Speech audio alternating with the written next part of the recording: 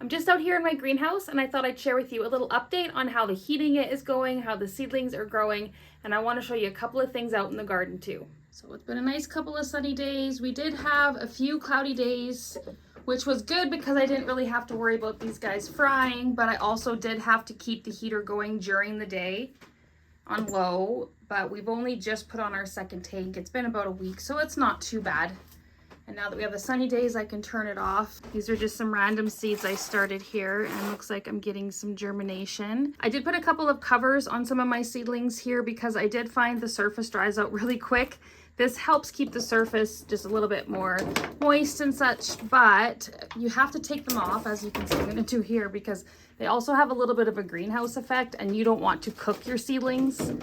Like once that sun gets in there, it gets really hot, and we don't want to bake those little guys. But you can see there, these are the cucumbers that we just started, and I'm starting to get some germination. And then yeah, everything else is just growing pretty good. I did bring my onions and celery out here because it's not getting below freezing. They're going to be perfectly fine. They do need another trim.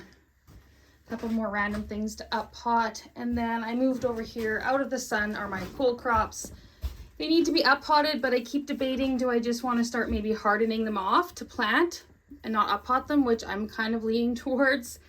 Bit of broccoli, and then the lettuce that did survive is growing, so I'm going to go ahead and harden this stuff off and plant it. It looks a little ugly, but it'll come around, because even though we should be used to having sticker shock at the grocery store, yesterday I went to get lettuce and it was $9.99 for 6 heads of lettuce, whereas I used to pay $3.99. So I have a really hard time paying that price when I know I can be growing it pretty soon here. So we're just gonna get that lettuce in the ground. I'm gonna start some seeds in the ground here soon, and I know it won't be long until I'm able to start harvesting my own lettuce.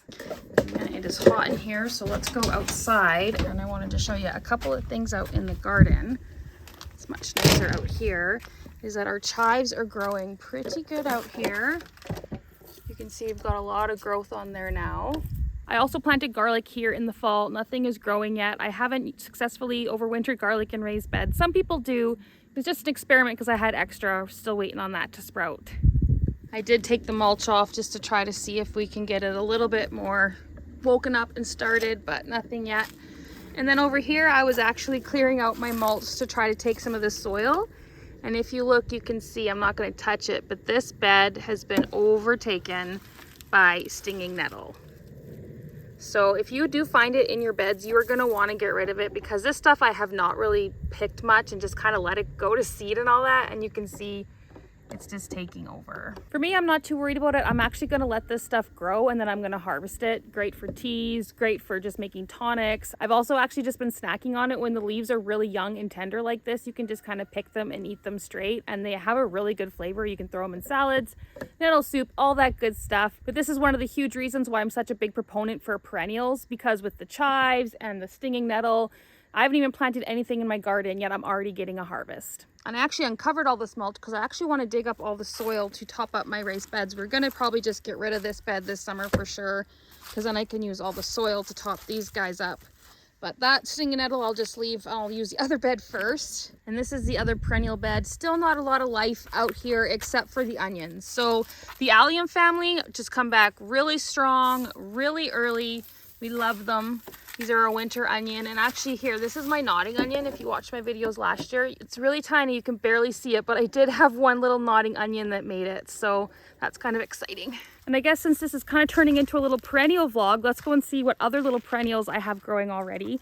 I do have something over here, and that is my horseradish. It's hard to tell amongst this mess, but I actually started to clean up yesterday with it. And as I was cleaning it up, I went down in here and you can see that there is green. So everything is dead, but you can see that nice life growing in there. So that horseradish, of course, horseradish is very invasive, but it just keeps coming back. And I harvested last year. This year I'm going to take a much bigger harvest, and I just put it in this little corner so it can have all this area. It might spread out that way, but I'm okay with it. So these onions here, they are coming back. I have not cleaned them up yet, but you can see they are starting to grow in there, and they come back every year. So we're gonna be able to harvest those soon. I've also started to just barely clean up the strawberry patch. I like to go in and give it a nice good cleaning in the spring and remulch it. So far I've just picked up all of these like asparagus fronds that I had used to cover mulch in the winter. But as I was picking them up, I started to notice that these strawberries are growing. Oops. Prickle right in there. So there we go. The strawberries have started to grow for the year. Always a great time. Of course, we're probably still like a month away from having strawberries, but seeing that life come back every spring is such a joy.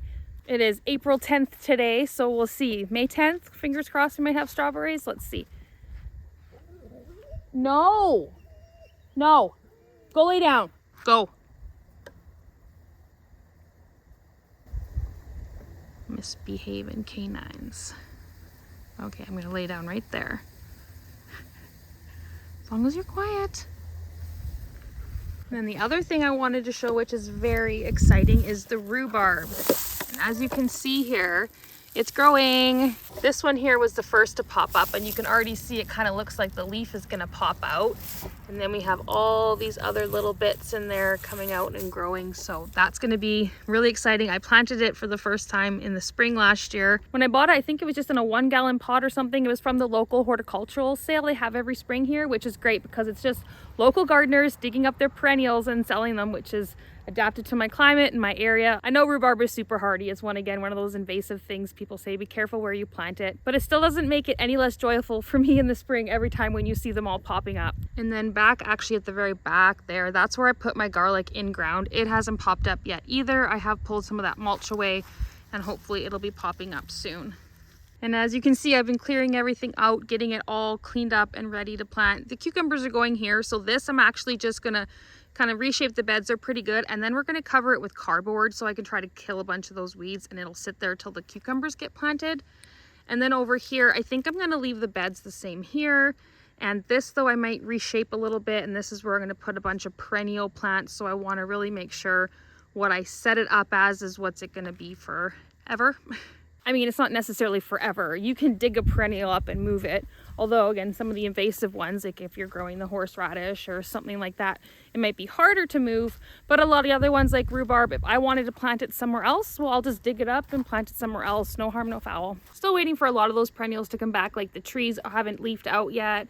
Grapevine, the blueberries, but I know the signs are there and it's going to be shortly. These are just some of those perennials that like to make that extra early appearance and we're always grateful for. And even though we're still going to be getting some cool nights, the greenhouse has been going great. We're able to keep that up to temperature. I mean, I haven't even had to put it on high yet. So if it got really cold, I could always throw that on high. And even though the spring weather fluctuates so much, those cold hardy things don't mind it. So that means it's time to start planting some of these cold hardy vegetables right outside. And that's going to be coming up very soon. As always, thanks so much for watching. We'll see you next time.